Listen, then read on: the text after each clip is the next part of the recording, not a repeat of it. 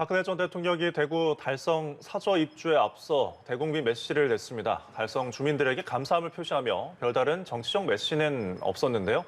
향후 행보에 정치권이 촉각을 곤두세우고 있습니다. 네, 관련 내용과 함께 정치권 이슈들 자세히 짚어보겠습니다. 김근식 전 국민의힘 선대위 정세분석실장 그리고 유용화 한국외대 초빙 교수 나오셨습니다.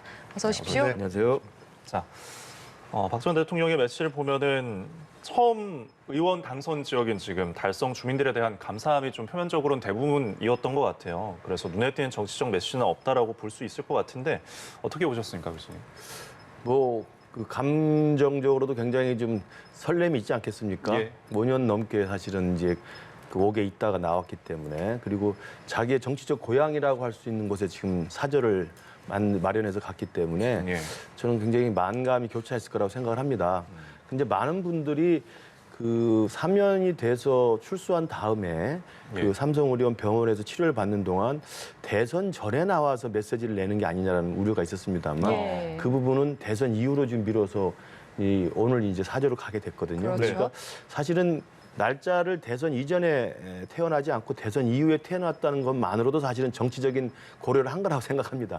말은 없었지만 정치적 메시지를 그 안에 함축적으로 담고 있는 거고요. 예. 예. 그리고 이제 대선이 끝나고 오늘 사저로 갔기 때문에 뭐 우리 앵커께서 말씀하신 것처럼 그냥 한 개인의 인간적인 소회 그리고 이 달성이라는 데가 정치적으로 이 보궐선거에 첫 입문했던 지역이기 때문에 또 나름대로 정치적 고향이라는 생각이 들 수가 있는 거죠. 그런 예. 의미로 이제 간단하게 소회를 밝힌 것 같고요.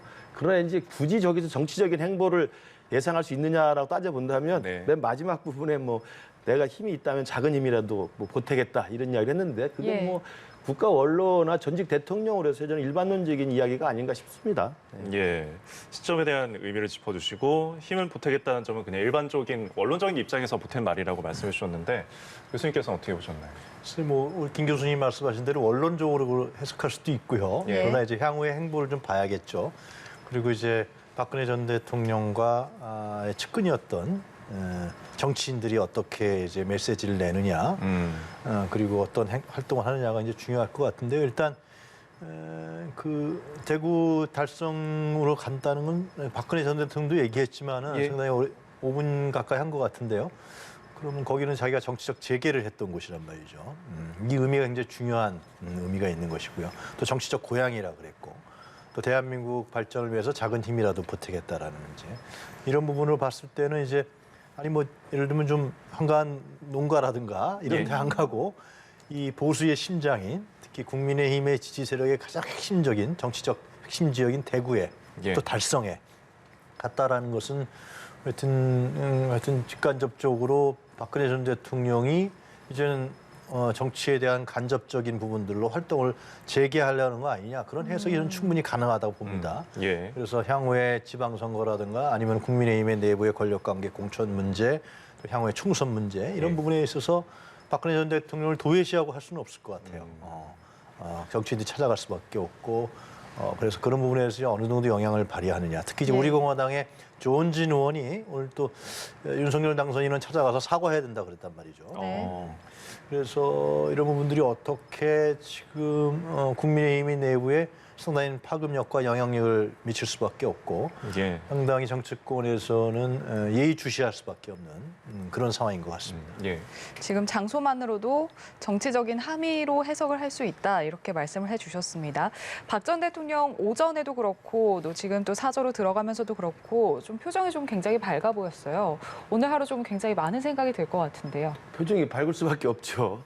이제 네. 가장 일상적인 그 삶으로 돌아왔기 때문에 예.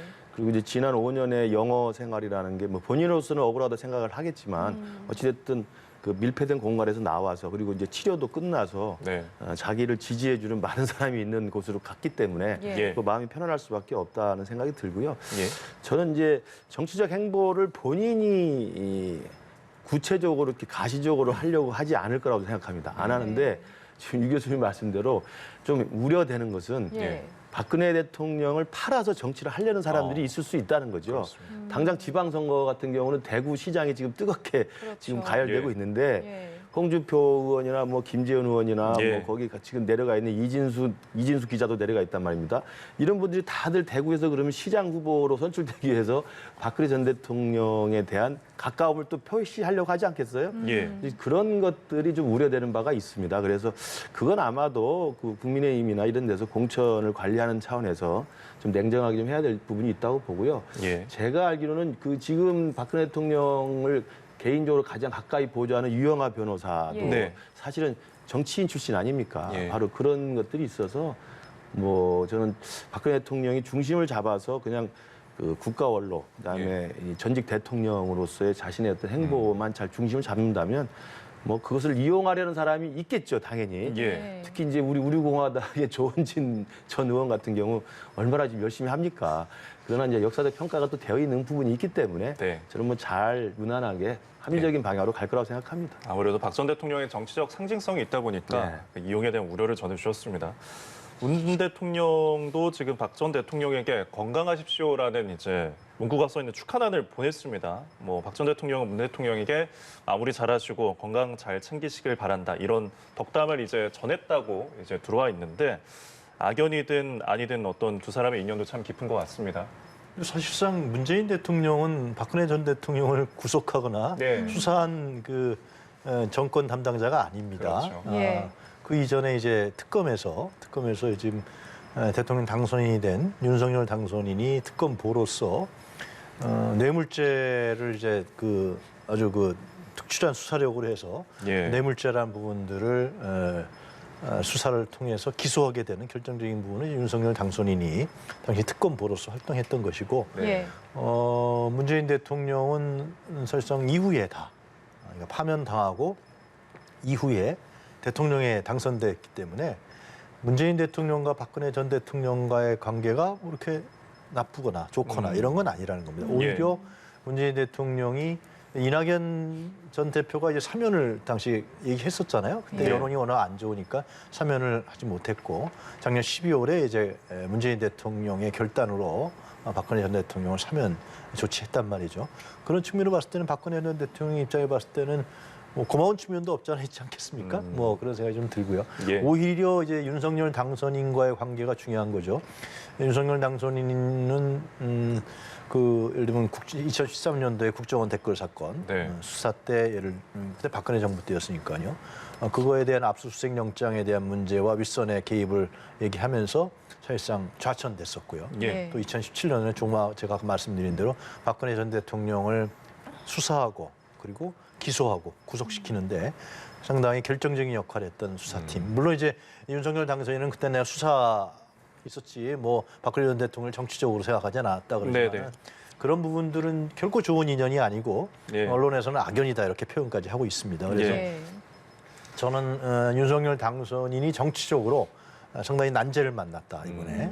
그래서 이 문제를 특히 이제 대구 국민의힘의 가장 그 정치적 기반의 본산인 대구의 달성에 그것도 박근혜 전 대통령이 거기에 딱 이제 사저에 있단 말이죠. 예. 이런 문제는 상당히 정치적인 의미이기 때문에 이 문제를 윤석열 당선인이 어떻게 정치적으로 해결할 것이냐, 예. 정치적 능력이 어떤 것이냐 이런 문제가 상당히 주목된다고 볼 수밖에 없을 것 같아요. 예, 그렇습니다. 윤 당선인이 지금 난제를 만났다 이렇게 표현을 해주셨는데 지금 윤 당선인도 박 전 대통령을 찾아뵙겠다 이렇게 네. 발표를 했습니다. 그리고 취임식에도 이제 초대를 했다 이런 보도도 나오고 있는데 자 이렇게 되면 윤 당선인과 박 전 대통령의 만남이 어떻게 보면 문재인 대통령과의 만남보다도 더 이르게 성사가 될 가능성도 있는 거잖아요. 네. 네, 여기서 이제 관계 회복 이런 게 되게 중요할 것 같은데 어떻게 보시는지요? 오늘 이제 사저로 갔고 그리고 이제 기자들 질문에 윤석열 당선인이 뭐 당연히 한번 찾아뵐 거다라는 예. 이야기를 했고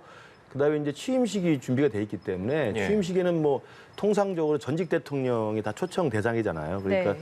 박근혜 대통령도 이제는 뭐 사면이 된 처지이고 그리고 일반인으로 돌아왔기 때문에 초청의 대상이라는 원론적인 입장을 밝힌 것으로 보입니다. 그래서 저는 뭐 늦어도 그 전에 윤석열 당선인이 지금 지방 행보를 지금 계획하고 있는 것이 있어서 예. 지방을 돌아다니면서 현장에서 민심을 좀 듣겠다는 입장이기 때문에 예. 당연히 지방을 돌면 저는 영남을 갈 수밖에 없고 가면은 저는 기회가 되면 그 동선에 따라서 달성을 가서 저는 윤석열 당선인이 직접 박근혜 대통령을 만나서 인사를 할 수 있다고 생각합니다. 예. 그리고 예. 이제 취임식이 오는 건 뭐 공식적인 초청의 자리인 그렇죠. 것이고요. 그래서 예. 저는 윤석열 당선인과 박근혜 전 대통령 사이의 관계라는 게 이제 검찰 수사를 했던 사람과 수사를 받던 사람이긴 하지만 예. 그 뒤로는 지금 만나지는 못했잖아요. 그렇죠. 그래서 예. 이번에 만나서 또 공교롭게 또 국민의힘의 후보가 돼서 국민의힘에 지금 당선이 돼 있기 그렇습니다. 때문에 그 둘 사이에 개인적인 악연은 될 수가 있지만 예. 정치적으로는 그것 때문에 뭐 이것이 어떻게 풀 수 없는 어떤 갈등의 실마리가 되고 저는 이럴 것 같지는 않습니다. 예. 왜냐하면 아까 말씀드린 것처럼 3월 9일 대선 이전의 시기를 택하지 않고 일부러 3월 9일 이후에 사저로 돌아가는 날 택했다는 것만으로도 정치적 메시지는 이 대선에 악영향을 끼치지 않겠다는 정치적 결심을 한 것이고요. 예. 저는 그래서 윤석열 당선인이 가서 인간적으로 정중하게 또 전직 대통령으로서 또 국민의힘 출신의 또 배출한 대통령 아닙니까? 예. 인사를 드리는 것이 저는 당연한 일이고 그와 관련해서는 박근혜 전 대통령도 흔쾌하게 이 부분에 대해서는 좀 인간적인 소회를 좀 밝히지 않을까 생각을 합니다. 두 분이 만난다면 어떤 이야기를 할까요? 그냥 개인적인 이야기들을 할까요? 제가 아는 윤석열 당선인은 굉장히 호탕한 성격이기 때문에 네. 아주 적극적으로 좀 편하게 소탈하게 좀 이야기를 할 것이라고 보이고 예. 저 박근혜 전 대통령 굉장히 좀 이렇게 여성스럽게 굉장히 좀 말을 신중하게 하시는 분이잖아요. 그러니까 예. 아마도 윤석열 당선인이 주로 적극적으로 그 어떤 그 인간적 감회와 인간적인 어떤 소외를 좀 말씀을 하고 또 박근혜 전 대통령도 그 부분에 대해서는 또 조심스럽게 이야기를 하지 않을까. 그러나 둘 사이에 저는 개인적으로 지금 정치적으로 서로 이렇게 치고받고 예. 할 수 있는 그런 계제는 별로 없다고 생각합니다. 예, 정치적인 어떤 대립각은 없기 때문에 그런 내용을 짚어주셨는데, 근데 지금 이 전 대통령을 먼저 만나느냐, 현직 대통령을 먼저 만나느냐, 지금 이 문제 가지고 또 이야기들이 많기 때문에 현직 대통령보다 먼저 만난다면 그것 또한 어떤 부담이 되지 않을까 싶은데요. 그것도 좀 그렇죠. 예. 빨리 문재인 대통령을 만나서 문재인 대통령은 지금 빨리 얘기하자, 조건 없이 얘기하자. 이 현직 대통령과 당선인의 관계라는 것이 무슨 옵션을 걸고 네, 뭐 이거를 하고 이거를 요구하고 이런 관계 아니라 사실상 현직 대통령이 했던 특히 중요한 문제는 외교안보 국방에 있어서의 여러 가지의 그간의 과정이 있지 않겠습니까? 네. 대북 관계, 김정은과의 관계, 또 이제 이 북핵 문제에 있어서의 미국과의 관계, 또 중국 예. 관계 이런 부분들은 사실상 현직 대통령만이 알 수 있는 예. 그 담당했던 아주 핵심 몇 사람만 알 수 있는 부분이란 말이죠. 이런 부분들을 빨리 전달을 해주고 싶겠죠. 문재인 대통령 입장에 봤을 때는 예. 국가 안보에 대한 문제, 외교에 대한 문제 이런 부분들을 아마 문재인 대통령은 당선인을 만나서 예. 이러니까 예. 이거 잘 어떻게 해야 됩니다.라는 거 이제 과정을 프로세스를 얘기하고 싶을 텐데 저는 그래서 문재인 대통령이 빨리 만나고 싶어 할 거예요. 그게 이제 물러가는 사람 입장에 봤을 때는 이것이 이 상황을 잘 알아야 어떤 정책을 피더라도 예. 대북 관계에서 국가와 국민을 위한 어떤 정책이 나올 수 있기 때문에 근데 이제 자꾸만 한국은행 총재 인사 문제도 그렇고 예. 지금 여러 가지 부분에 있어서 걸림돌이 생기고 또 권성동 의원 같은 경우는 굳이 뭐 만날 필요가 있겠냐 이렇게까지 얘기하는데 예. 이런 부분들은 어떻게 보면 윤석열 당선인에게 부담이 되는 거죠. 예. 그럼 문재인 대통령 입장에서 봤을 때는 별 부담이 안 갈 거 아니에요. 물러나는 사람이거든요. 네. 새로 맡을 사람이 만나서 진짜 허심탄회하게 그간에 있었던 여러 가지 갈등과 대립에 대해서도 허심탄회하게 얘기하고 예. 호탕하다고 성격이 호탕하다고 이제 김 교수께서 말씀하셨는데 예. 그런 거를 수용해서 인수인계 받을 건 받고 예. 실무진에서 인수인계하고 완전히 다르거든요. 예. 국가 최고 지도자가 갖고 있는 내용이기 때문에 그렇게 하는 것이 저는 윤석열 정부를 이끌어가는데도 상당히 순탄 항로를 가질 수 있고 특히 네. 문재인 대통령의 지지율이 현재 40%가 넘지 않습니까? 네. 이런 지지자들을 또 같이 수용해야 될 거 아니에요. 만날 필요가 없다, 안 만나겠다 이런 거 보면 오히려 마이너스는 윤석열 당선인한테 있다. 예. 조건이나 이런 거 걸지 말고요. 빨리 만났으면 좋겠다 생각이 듭니다. 예. 예. 문 대통령과 당선인과의 회동 지연과 관련된 질문은 조금 이따가 다시 한번 드리고요. 제가 이제 박근혜 전 대통령과 관련해서 지금 6월에 지방선거가 있잖아요. 네. 그럼 과연 이 박근혜 전 대통령이 6월 지방선거에 어느 정도 영향을 미칠 것이냐 이것도 참 궁금하거든요. 아까 제가 말씀드렸지만 네. 뭐 적지 않은 영향력이 있을 수밖에 없죠. 특히 네. TK 지역의 네, 네. 중심이라는 데에서는 아마 대구시장 그다음에 거기 기초단체장 또 지방 의원들 할 때 뭐 누구라도 가서 사진 한 장 찍고 뭐 네. 덕담을 듣고 싶지 않겠어요? 그러니까 그런 부분에 대해서 박근혜 전 대통령이 이제 오늘 사저에 들어간 이후로 그런 수많은 정치적 요청과 만남에 대한 뭐 요청이 있지 않겠습니까? 예. 그분을 어떻게 할지에 대해서는 아마 박근혜 전 대통령이 저는 원칙적 입장을 가지고 좀 할 거라고 보고 해야 된다고 봐요. 예. 그렇게 정리를 해주는 게 좋고 네. 왜냐하면 이제 특히나 민감한 이 지방선거를 앞두고 있는 상황에서 이른바 박근혜 전 대통령을 지지하는 일정한 유권자들이 있지 않습니까? 예. 이분들의 상징적인 자산을 갖고 있기 때문에 박근혜 전 대통령이 만약에 누구를 뭐 지지한다라고 공개적으로 이야기를 해버리면 네. 대구시장 경선이나 이런 경우는 뭐 엄청난 영향을 미칠 수 있거든요. 그래서 그런 부분에 대한 좀 조심스럽고 좀 신중한 저런 태도가 좀 필요하다고 보고 좀 그렇게 할 거라고 믿고요. 더 중요한 것은 아까 제가 말씀드린 것처럼 그것을 정치적으로 이용하려고 하는 사람들이 그렇게 찾아가면 안 된다고 생각해요. 아, 예. 뭐 지금 당장 대구시장 선거에서도 홍준표 의원 그다음에 지금 현 시장인 권영진 시장 예. 그다음에 김재현 의원 예. 다들 또 박근혜 전 대통령과의 또 각각의 개별적 인연들이 다 있는 사람들입니다. MBC 사장했던 이진숙 사장도 그거 믿고 내려갔다고 해석이 될 수도 있잖아요. 그래서 네. 그런 것들이 이 정치적인 어떤 경선의 결과에 좀 정치적으로 작용하는 건 막아야 된다고 보고 저는 국민의힘 차원에서도 공천관리에서도 그런 부분을 아주 깔끔하게 정리를 잘 해준다고 생각을 합니다. 예. 지금 말씀하신 대구시장 같은 경우는 김재원 예. 이제 최고위원 그렇죠. 퇴원했을 때도 병원에 또 찾아갔더라고요. 그리고 좋은 지금 모습을 나타냈지 예, 않습니까? 예. 그리고 또 실제로 박근혜 정부에서 정무수석을 했었고요. 네. 친박으로 이제 분류되는 또 분이고 그렇기 때문에 또 홍준표 의원은 또 박근혜 대통령에 대해서 또 사실은 그때 탄핵 이후에 대선 후보와 당대표를 지내면서 또 이러저러한 또 언급들 한 게 많이 있거든요. 예, 예. 그런 것들 따져보면 네. 이 대구 민심에는 이 박근혜 대통령과의 거리, 친소관계 이런 것들이 일정 정도 민심 영향을 미칠 수는 있으나 저는 뭐 적절하게 잘 합리적인 기준을 가지고 네. 해야 된다고 봅니다. 알겠습니다. 네.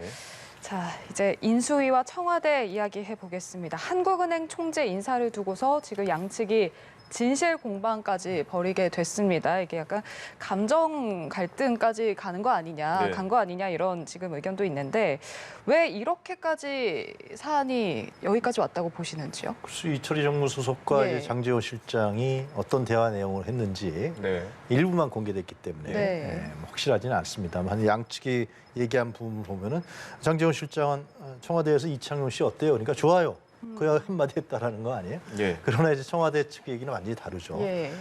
실제로 이창용 씨하고 누구 김 무슨 교수하고 두 사람 얘기를 하니까 이창용 씨가 낫다라는 얘기를 했고 그리고 이제 이 검증을 해야 되니까요. 그러니까 이창용 지금 후보 지명자는 금융통화위원회를 하면서 검증이 된 것이 아니냐. 네. 그리고 실제로 이제 청와대 고위 관계자 얘기에 따르면은 인수위 측에서 전화를 해서 할 의사가 있다라는 것까지 확인했다라는 예. 겁니다. 그러니까 상당히 거리감이 상당히 큽니다. 말이 좀 예, 다르죠. 그리고 예. 이제 장제원 실장 그 이후에 얘기가 없는데 청와대 측에서는 그런 얘기를 했다는 거 아니에요? 장 실장이니까 이거 하나만 하느냐 패키지로 해야지 감사위원 같은데 예. 그런 얘기도 하고 다른 사람이 있는데 뭐 이런 얘기까지 했다라는 거 아니에요? 네. 하여튼 그런 부분들이 다른데 이런 청와대에서 그러니까 이제 그럼 다 까겠다 이렇게 하니까 이제 조용해졌고요. 네. 나가면 좀 이상하죠 모양이 이게.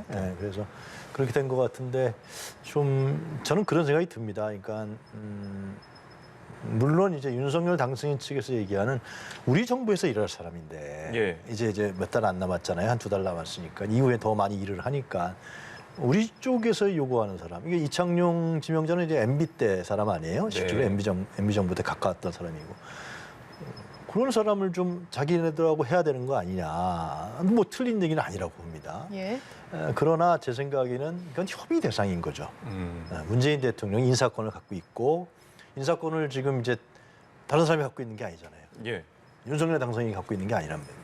분명한 대통령이 인사권을 갖고 있기 때문에 협의 사항이고 적극적으로 의견을 개진해서 그것이 공통분모가 만들어질 때 상당히 객관적으로 그러면 제가 보면 상당히 아주 적절하고 예. 모범적인 인사가 될 수도 있을 것 같아요. 정파에 치우치지 않고. 예. 그런데 이런 부분은 그걸 아마 청와대에서 상당히 받아들인 것 같고요. 예. 이제 이런 상황을 봤을 때.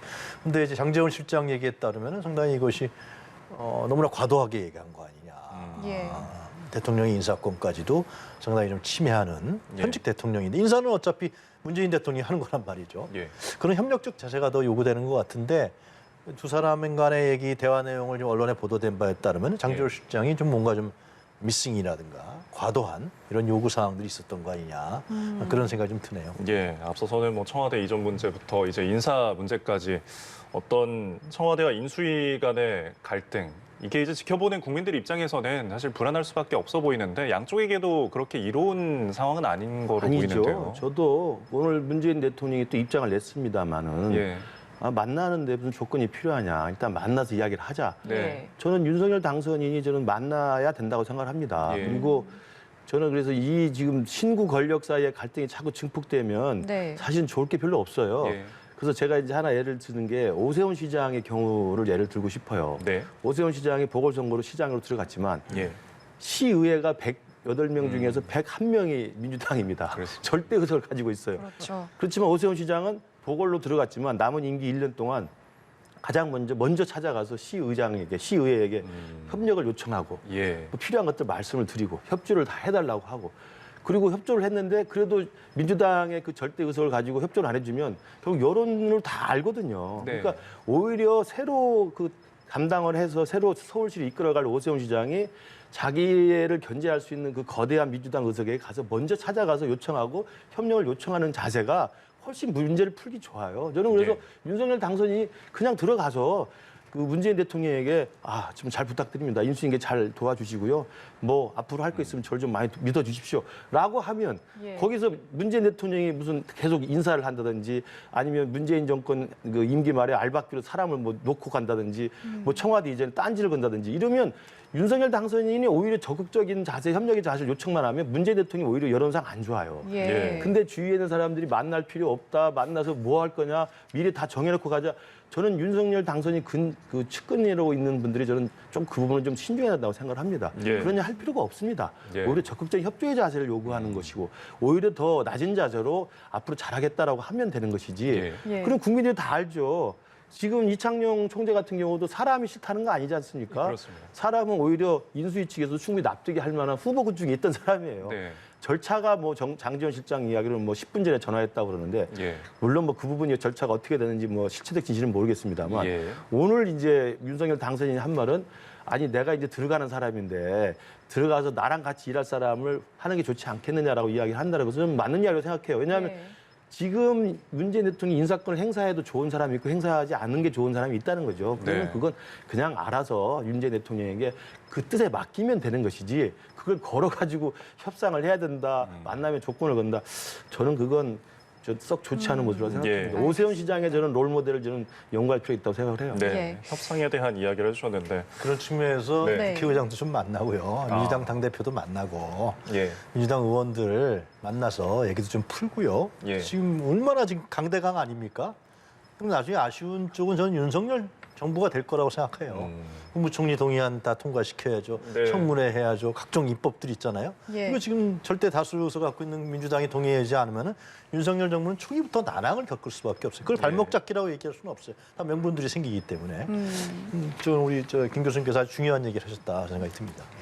네, 지금 조금 전에 속보가 들어왔는데요. 예. 윤석열 당선인 측이 문재인 대통령이 언급한 것과 관련해서 좀 유감이다. 인사권, 당선인 뜻 존중하는 게 상식이다. 네, 이런 지금 입장을 발표했다는 소식이 조금 전에 예, 들어왔습니다. 아무래도 네. 문 대통령이 당선인과의 그 회동 지원에 답답해하면서 냈던 그 언급에 대한 이야기인 것 같은데요. 직접 판단해달라고 공식 입장을 낸 적이 있었죠. 예. 자, 지금 대통령과 당선인 간의 회동이 이제 이루어지지 않았던 적이 없었잖아요. 그럼요. 그리고 이렇게 그렇다면, 늦어진 적도 예. 없었죠. 네. 그래서 네. 저는 그 윤석열 당선인에게 좀 쓴소리를 드리자면 조건 없이 가서 만나야 된다고 생각합니다. 국민들을 보고 해야지 그 안에 있는 무슨 인사권을 놓고 힘겨루기를 하는 모습을 보인다든지 국민들이 다 보면 압니다. 그러니까 이창용 총재는 그렇게 지나갔다고 치고 지금 문제가 되는 게 감사위원 두 예. 자리를 놓고 그런 거 아닙니까? 근데 만약에 문재인 대통령이 그 감사위원 2명을 끝까지 자기 사람으로 알박기를 해놓고 나간다고 한다면 예. 그러시냐. 좀 유감이지만 뭐 받아들이겠다라고 하면 국민들이 판단을 해요. 문재인 대통령이 정말 끝까지 뭔가를 알박기를 하는 걸 생각을 하거든요. 그러니까 예. 그런 부분에 대해서는 저는 윤석열 당선인을 좀 보좌하시는 분들이 이 정무적으로 여론에 어떻게 비치는 것이 당선인에게 유리한 것인지를 잘 생각해야 된다고 생각을 합니다. 예. 금방 전에 나온 멘트도 뭐 정확히 누가 하신 말씀인지 모르겠습니다만 예. 문 대통령이 빨리 조건 없이 만나자고 하면 조건 없이 만나는 게 우리 원칙이다. 이렇게 이야기를 하는 게 낫지. 예. 저 대통령이 그 발언이 유감이다라고 이야기하면 싸움을 또 부추기는 거잖아요. 예. 그렇죠. 저는 당선인의 생각은 전혀 아닐 거라고 생각합니다.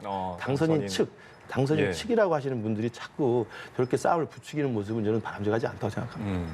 늘 이제 대선 과정에서도 어떤 윤핵관에 대한 그런 우려들이 있었기 때문에 그래서 더욱 그런 우려를 표명해 주신 것 같습니다. 자, 지금 이제 국민의힘 내부 이야기로 좀 넘어와서 국민의힘 공천 감점 룰을 두고서 이제 당내 논란이 가열되고 있습니다. 현역 의원은 10% 감점, 무소속 출마 전력이 있으면 15%를 감점하겠다 이렇게 발표를 했는데 이 대상이 유일한 사람이 있거든요. 홍준표 의원이 지금 25% 감점을 받게 되니까 크게 반발하고 있는 상황이고요.